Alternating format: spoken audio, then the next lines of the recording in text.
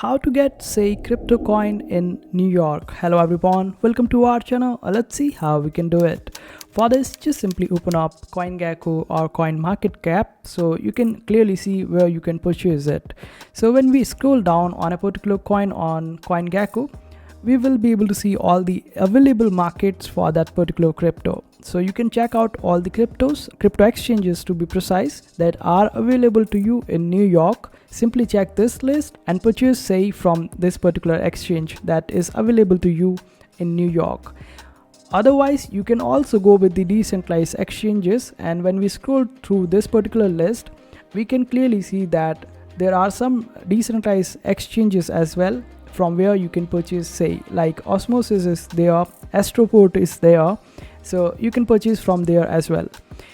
There is one more way you can purchase say even if you are in a restricted region.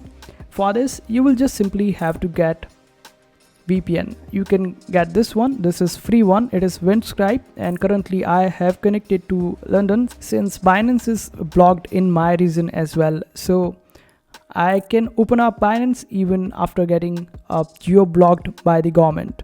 So this way you can utilize VPN and purchase say on your Binance itself. So this is how you would be able to purchase say even in New York.